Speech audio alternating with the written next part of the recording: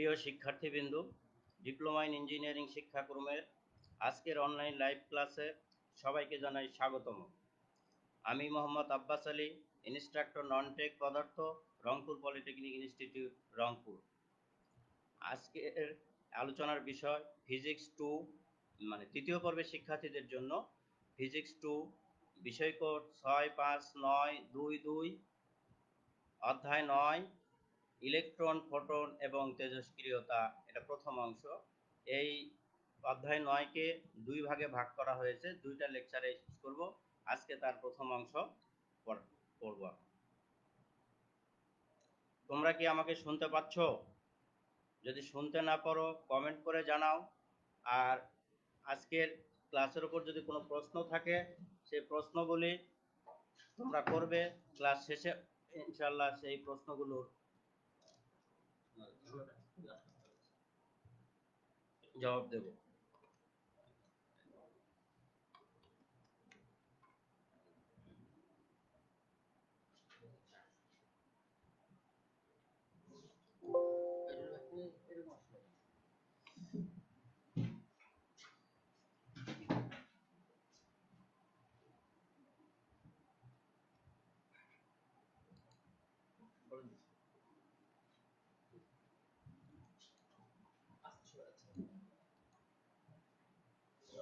আজকের আলোচনায় যা থাকছে: হরণ নলের সংজ্ঞা, ক্যাথোড রশ্মির সংজ্ঞা, ক্যাথোড রশ্মির ধর্ম ও ব্যবহার, এক্স রশ্মির সংজ্ঞা, ধর্ম ও ব্যবহার, আলোক তড়িৎ ক্রিয়া, আইনস্টাইনের আলোক তড়িৎ সমীকরণ প্রতিপাদন, তেজস্ক্রিয়তার সংজ্ঞা ও বৈশিষ্ট্য।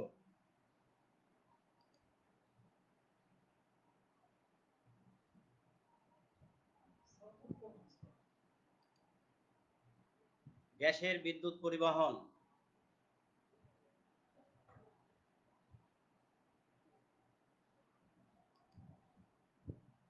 সাধারণত এনটিপিতে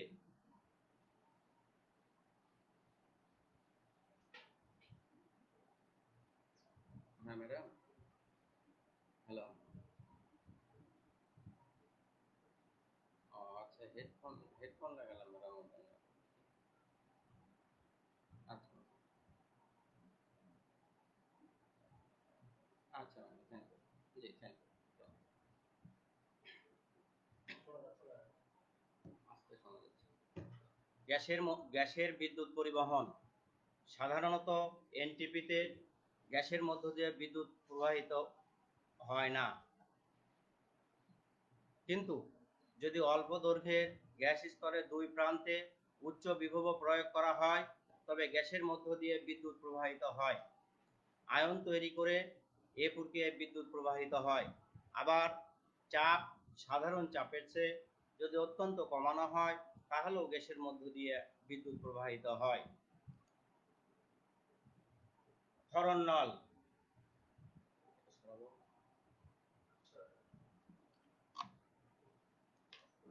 ক্ষরণ নল গ্যাসের মধ্য দিয়ে নিম্নচাপে গ্যাসের মধ্য দিয়ে বিদ্যুৎ ক্ষরণের ফলাফল পর্যবেক্ষণের জন্য যে যন্ত্র ব্যবহার করা হয় তাকে ক্ষরণ নল বলা হয়। এই চিত্রে ক্ষরণ নল দেখানো হয়েছে। ক্ষরণ নল একটি বিশেষভাবে তৈরি কাচের নল। এর দুই প্রান্তে দুটি প্লাটিনামের পাত থাকে, একটি ক্যাথোড এবং অপরটি অ্যানোড হিসেবে কাজ করে, এই যে দেখতে পাচ্ছ। এবং এর নিম্ন প্রান্তে একটি চাবি থাকে। কি এই চাবি এই ক্ষরণ নলের চাপকে নিয়ন্ত্রণ করে।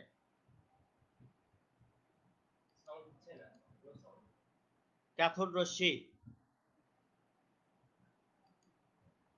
ক্ষরণ নলের বায়ুর চাপ কমে 10⁻³ মিলিমিটার থেকে 10⁻³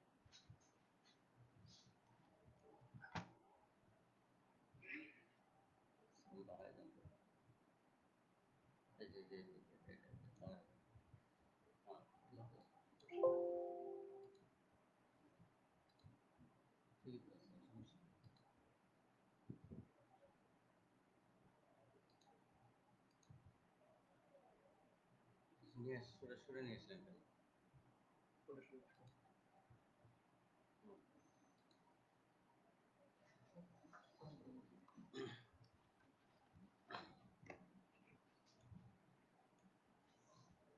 আবারও বলছি, দুঃখিত, একটু আমাদের সমস্যা হচ্ছিল। ক্যাথোড রশ্মি ক্ষরণ নলের বায়ুর চাপ কমে 10⁻³ মিলিমিটার থেকে 10⁻⁴ মিলিমিটার পারদ স্তম্ভ হলে সমস্ত নল অন্ধকারাচ্ছন্ন হয়ে যায়।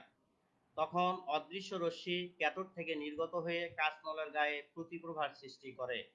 এই রশ্মিকে ক্যাথোড রশ্মি বলা হয়। ক্যাথোড রশ্মির ধর্ম বা বৈশিষ্ট্য।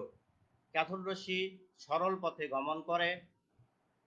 এটি ঋণাত্মক আধান বিশিষ্ট। এর মান 1.6 × 10⁻⁹ কুলম্ব। এর রশ্মির নির্দিষ্ট ভর আছে। এর মান 9.1 × 10⁻31 কেজি। এর রশ্মির আয়নিত করার ক্ষমতা আছে। ক্যাথোড রশ্মির গতিশক্তি, ভরবেগ ও জড়তা আছে। এর ভেদন ক্ষমতা আছে।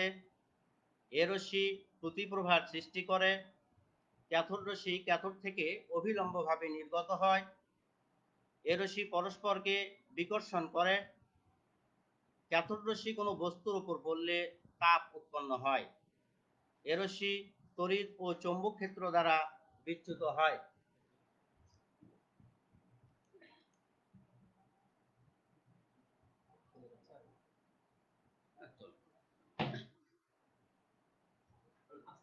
ক্যাথোড রশ্মির ব্যবহার।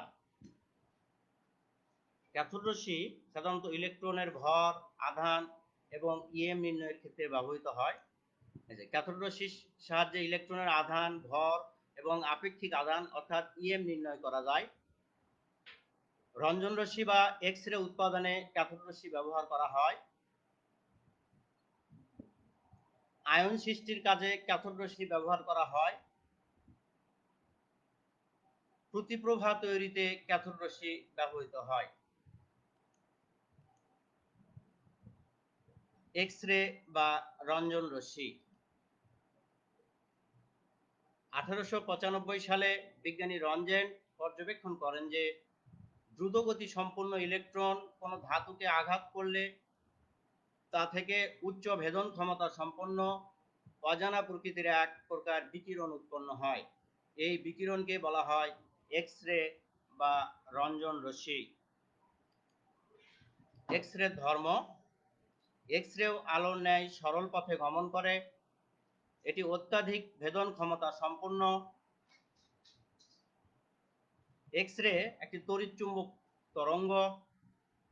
এক্স রে তড়িৎ ক্ষেত্র বা চৌম্বক ক্ষেত্র দ্বারা বিচ্যুত হয় না। এর তরঙ্গ দৈর্ঘ্য খুবই ছোট, 1 অ্যাংস্ট্রম অর্থাৎ প্রায় 10⁻10 মিটার। এক্স রে আলোর সূত্রসমূহ মেনে চলে।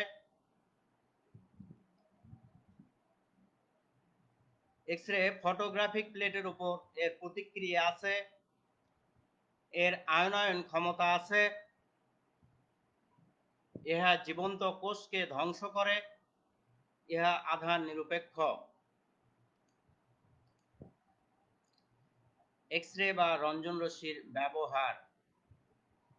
সাধারণত এটা চিকিৎসা, শিল্প ক্ষেত্রে, গোয়েন্দা বিভাগে এবং পরীক্ষাগারে ব্যবহার করা হয় এক্স রেকে। চিকিৎসা ক্ষেত্রে স্থানচ্যুত হাড়, হাড়ে দাগ বা ফাটল, ভেঙে যাওয়া হাড়, শরীরের বাইরে কোনো বস্তুর উপস্থিতি, ফুসফুসে কোনো ক্ষতের অবস্থান ইত্যাদি নির্ণয়ে ব্যবহৃত হয়। ক্যান্সারের চিকিৎসা ও সংক্রমণ বৃদ্ধির চিকিৎসাও ব্যবহৃত হয়। পরিপাক নালী দিয়ে খাদ্যবস্তুর গমন অনুসরণ, আলসার, দাঁতের ক্ষয় ও ছিদ্র নির্ণয়ের জন্য এক্স রে ব্যবহৃত হয়। শিল্প ক্ষেত্রে ধাতব ঢালাইয়ের দোষ ত্রুটি, ধাতব পদার্থের গর্ত ইত্যাদি নির্ণয়ে ব্যবহৃত হয়। কেলাস গঠন পরীক্ষায় এক্স রে ব্যবহৃত হয়। গোয়েন্দা বিভাগে কাঠের বাক্স বা চামড়ার থলিতে বিস্ফোরক লুকিয়ে রাখলে তা শনাক্ত করতে এক্স রে ব্যবহার করা হয়। কাস্টমস কর্মকর্তারা চোরাচালানের দ্রব্যাদি শনাক্ত করতে এক্স রে ব্যবহার করেন। কোনো নির্দিষ্ট পণ্য কোনো কাঠের বাক্স বা ধাতুর বাক্সে থাকলে এক্স রে সাহায্যে তা নির্ণয় করা যায়। পরীক্ষাগারে পরমাণুর গঠন, কেলাস গঠন ও অন্যান্য বৈজ্ঞানিক গবেষণায় এক্স রে ব্যবহৃত হয়। ক্যাথোড রশ্মি ও এক্স রে এর মধ্যে পার্থক্য। ক্যাথোড রশ্মি ঋণাত্মক আধান বা চার্জবাহী ক্যাথোড রশ্মি, আর এক্স রে কোনো আধান বা চার্জ নাই। তড়িৎ ক্ষেত্র দ্বারা ক্যাথোড রশ্মি বিচ্যুত হয়, এক্স রে তড়িৎ ক্ষেত্র দ্বারা বিচ্যুত হয় না। একইভাবে চৌম্বক ক্ষেত্র দ্বারাও ক্যাথোড রশ্মি বিচ্যুত হয়, কিন্তু এক্স রে চৌম্বক ক্ষেত্র দ্বারা বিচ্যুত হয় না। ক্যাথোড রশ্মি কণাধর্মী, এক্স রে তরঙ্গধর্মী। ক্যাথোড রশ্মি স্বল্প আয়নায়ন সম্পন্ন, আর এক্স রে অধিক আয়নায়ন সম্পন্ন। এর আয়নায়ন ক্ষমতা ক্যাথোড রশ্মির তুলনায় এক্স রে অনেক বেশি। স্বল্প ভেদন ক্ষমতা সম্পন্ন, একইভাবে এই ভেদন ক্ষমতা এক্স রে অনেক বেশি, অর্থাৎ অধিক ভেদন ক্ষমতা সম্পন্ন। ইলেকট্রনের ভর, আধান ও আপেক্ষিক আধান অর্থাৎ ইএম নির্ণয়ের ক্ষেত্রে ব্যবহৃত হয় ক্যাথোড রশ্মি। শিল্প, চিকিৎসা, কাস্টমস ও গবেষণাগারে ব্যবহৃত হয় এক্স রে। এ হলো এক্স রে ও ক্যাথোড রশ্মির মধ্যে পার্থক্য। আলোক তড়িৎ ক্রিয়া।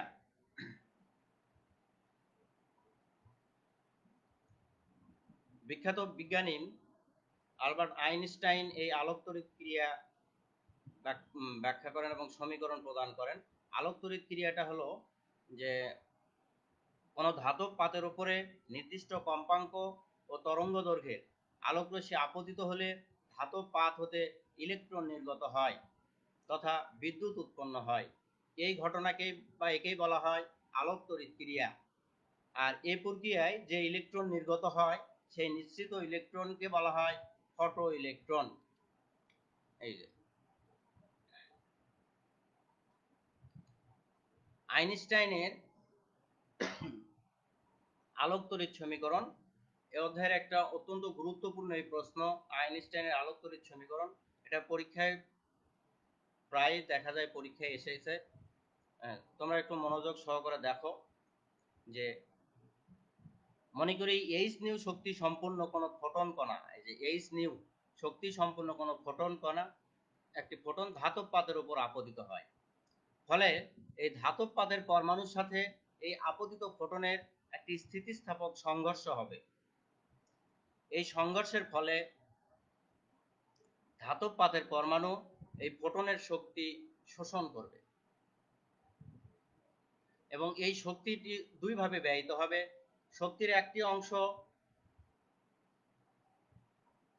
ইলেকট্রনকে মানে পরমাণুর বন্ধন হতে, এই পরমাণুর নিউক্লিয়াসের বন্ধন হতে মুক্ত করবে এবং অপর অংশ ইলেকট্রনকে ভি বেগে নির্গত মানে অপর একটি অংশ ইলেকট্রনকে ভি বেগে নির্গত করে আর কি। এই যে আবারও বলছি যে মনে করি এইচ নিউ শক্তি বিশিষ্ট একটি ফোটন কোনো ধাতব পাতের পরমাণুর উপর আপতিত হয়, ফলে আপতিত ফোটনের সাথে ধাতব পাতের পরমাণুর একটি স্থিতিস্থাপক সংঘর্ষ হবে। এই সংঘর্ষের ফলে পরমাণু ফোটনের সমুদয় শক্তি শোষণ করবে এবং কোনো শক্তি স্থানান্তরিত হবে না। এই শক্তির কিছু অংশ ইলেকট্রনকে নিউক্লিয়াসের আকর্ষণ হতে মুক্ত করতে ব্যয় হবে এবং অবশিষ্ট অংশ বা অবশিষ্ট শক্তি নিয়ে ইলেকট্রন ভি বেগে নির্গত হবে।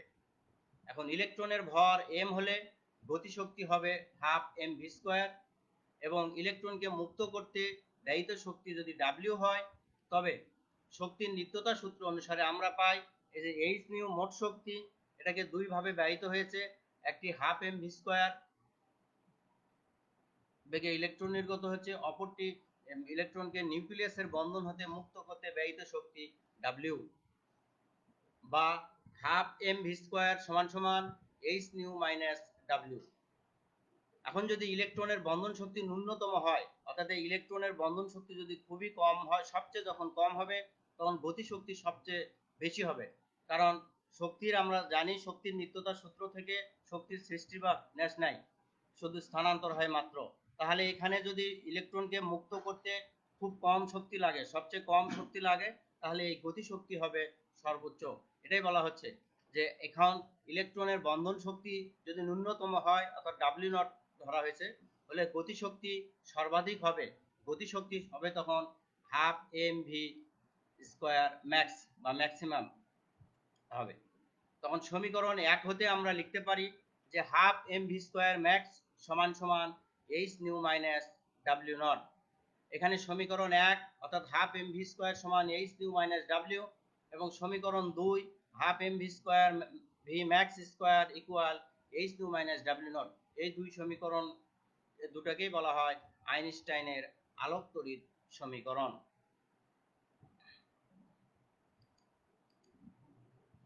এই আলোক তড়িৎ ক্রিয়ার বৈশিষ্ট্য: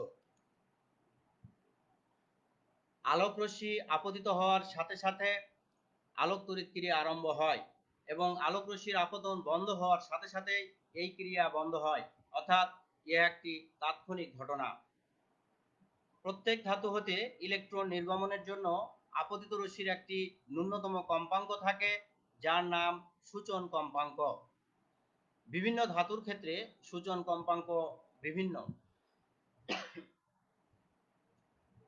4 নম্বরে ইলেকট্রনের বেগ নির্দিষ্ট হতে হবে। 5 ইলেকট্রনের সর্বোচ্চ গতিবেগ আপতিত রশ্মির কম্পাঙ্কের সমানুপাতিক হবে। 6 ইলেকট্রন নির্গমনের হার প্রাবল্যের সমানুপাতিক। তেজস্ক্রিয়তা: তেজস্ক্রিয়তা একটি স্বতঃস্ফূর্ত প্রক্রিয়া। 1896 খ্রিস্টাব্দে ফরাসি বিজ্ঞানী হেনরি বেকেরেল সর্বপ্রথম তেজস্ক্রিয়তা আবিষ্কার করেন। তিনি লক্ষ্য করেন যে ইউরেনিয়াম হতে স্বতঃস্ফূর্তভাবে অনবরত এক প্রকার রহস্যজনক রশ্মি নির্গত হতে থাকে।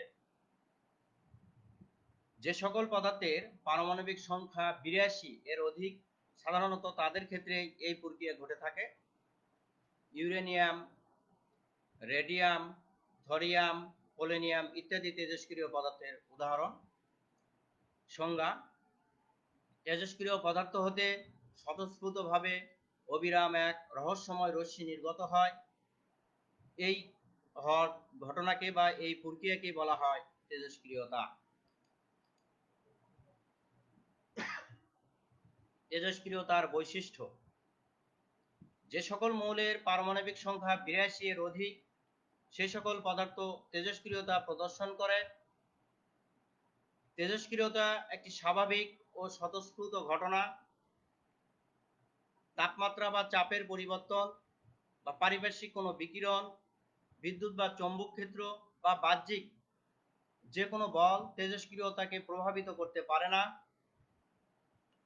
তেজস্ক্রিয়তার বিকিরণ ধন চার্জযুক্ত কণা, ঋণ চার্জযুক্ত কণা এবং বিদ্যুৎ চুম্বকীয় তরঙ্গের প্রবাহের সমষ্টি, অর্থাৎ আলফা কণা, বিটা কণা এবং গামা কণার, অর্থাৎ আলফা বিটা গামার সমষ্টি।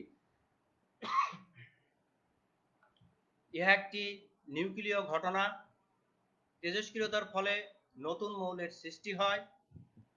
তেজস্ক্রিয়তা ধর্মের উৎপত্তি স্থল পদার্থের নিউক্লিয়াস।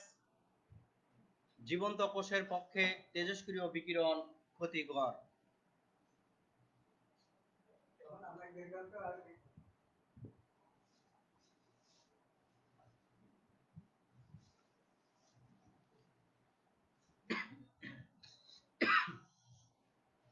তেজস্ক্রিয়তার ব্যবহার: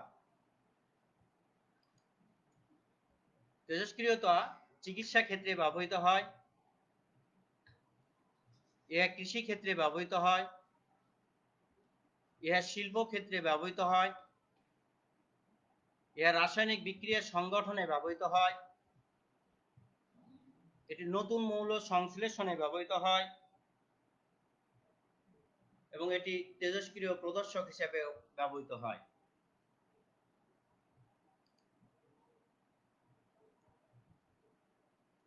তেজস্ক্রিয় রশ্মি: বিজ্ঞানী রাদারফোর্ড ও ভিলার্ড পরীক্ষা নিরীক্ষার সাহায্যে দেখান যে তেজস্ক্রিয় পদার্থ হতে তিন প্রকার রশ্মি নির্গত হয়, যথা আলফা রশ্মি বা আলফা রেস, বিটা রশ্মি বা বিটা রেস, গামা রশ্মি বা গামা রেস।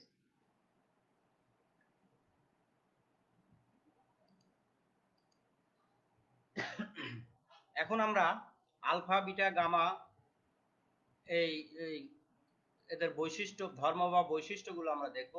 প্রথমেই আলফা রশ্মির ধর্ম বা বৈশিষ্ট্য। আলফা রশ্মি ধন চার্জ বহন করে, এর মান 3.2 × 10⁻⁻19 কুলম্ব। এর ভর হাইড্রোজেন নিউক্লিয়াসের ভরের 4 গুণ, অর্থাৎ প্রত্যেকটি কণার ভর 6.6 × 10⁻27 কেজি। এই আলফা কণা মূলত একটি হিলিয়াম নিউক্লিয়াস। এরা বিদ্যুৎ বা চৌম্বক ক্ষেত্র দ্বারা প্রভাবিত হয়। এদের আয়নায়ন ক্ষমতা খুব বেশি। এরা ফটোগ্রাফিক প্লেটের উপর প্রতিক্রিয়া তৈরি করে। বিটা ও গামা রশ্মির তুলনায় এদের ভেদন ক্ষমতা অনেক কম। জিঙ্ক সালফাইড প্লেটে আলফা রশ্মি প্রতিপ্রভার সৃষ্টি করে।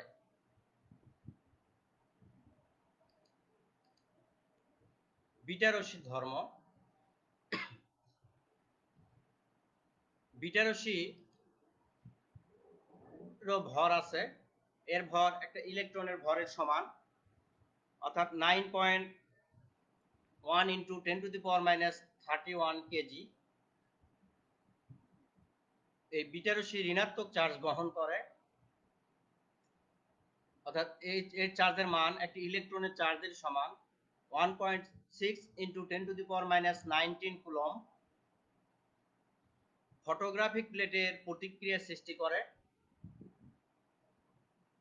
এর আয়নায়ন ক্ষমতা আছে, তবে আয়নিত করার ক্ষমতা আলফা রশ্মি হতে কম। এদের ভেদন ক্ষমতা আছে, তবে আলফা রশ্মি অপেক্ষা এদের ভেদন ক্ষমতা বেশি। এ রশ্মি প্রতিপ্রভার সৃষ্টি করে, বৈদ্যুতিক ক্ষেত্র দ্বারাও প্রভাবিত হয় এবং চৌম্বক ক্ষেত্র দ্বারাও এ রশ্মি প্রভাবিত হয়।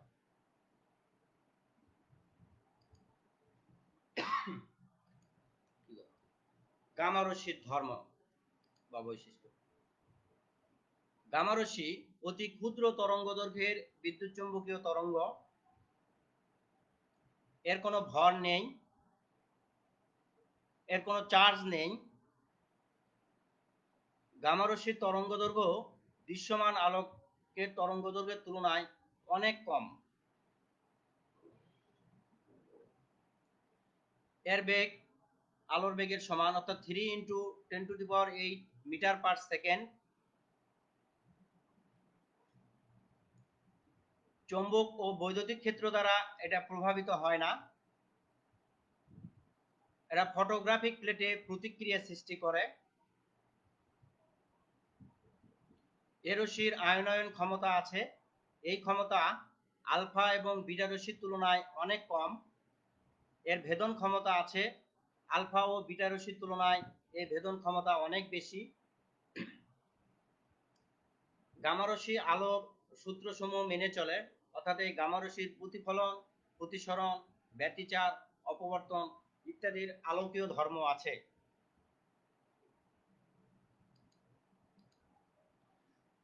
প্রশ্ন উত্তর আমি এখন দেখছি তোমাদের কোনো প্রশ্ন আছে কিনা। প্রশ্ন থাকলে সেই প্রশ্নগুলোর উত্তর দেওয়ার চেষ্টা করছি।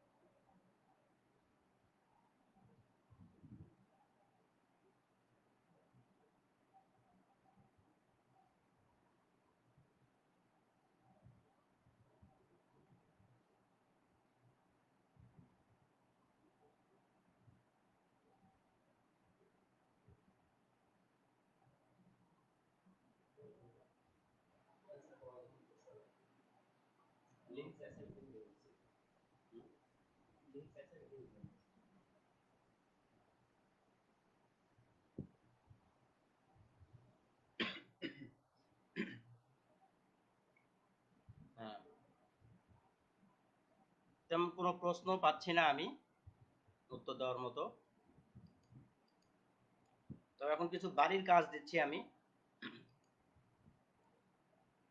এই বাড়ির কাজগুলো তোমরা তোমার সেশনাল খাতায় লিখে রাখবে এবং অ্যাসাইনমেন্ট আকারে তোমরা পরবর্তীতে ইনস্টিটিউট খুললে সংশ্লিষ্ট ক্লাস টিচারের কাছে জমা দিবে এবং এটাই তোমাদের ক্লাস টেস্ট হিসেবে গণ্য হবে। হ্যাঁ, বাড়ির কাজ, ক্যাথোড ধর্ম ও ব্যবহার লেখো, এক্স রশ্মির ব্যবহার লেখো, ফটো ইলেকট্রন কাকে বলে, আইনস্টাইনের আলোক তড়িৎ সমীকরণ প্রতিপাদন করো। পরবর্তী ক্লাসে যা থাকবে অধ্যায় 9 অর্থাৎ ইলেকট্রন, ফোটন এবং তেজস্ক্রিয়তা দ্বিতীয় অংশ, অর্থাৎ এই অংশে তোমাদের তেজস্ক্রিয়তার ক্ষয় সূত্র প্রতিপাদন করব এবং অর্ধায়ু ক্ষয় ধ্রুবকের মধ্যে সম্পর্ক, নিউক্লিয় ফিশন এবং ফিউশন ব্যাখ্যা করব এবং এর পার্থক্য করব। আর এই নবম অধ্যায়ের গাণিতিক সমস্যাগুলো সমাধান করার চেষ্টা করব ইনশাআল্লাহ। এই ভিডিওটি পুনরায় দেখতে ভিজিট করুন দক্ষতা বাতায়ন অথবা www.skills.gov.bd তে। তো ধন্যবাদ সবাইকে। পাশাপাশি এই ধরনের ক্লাস করার সুযোগ করে দেওয়ার জন্য কারিগরি শিক্ষা অধিদপ্তর এবং A2I তারা বিভিন্নভাবে কারিগরি সহায়তা দিয়ে মানে ক্লাস নেওয়ার ক্ষেত্রে সহযোগিতা করছে, তাদেরকে ধন্যবাদ জানিয়ে আজকে এখানেই শেষ করছি। আগামী ক্লাসে আবার দেখা হবে ইনশাআল্লাহ।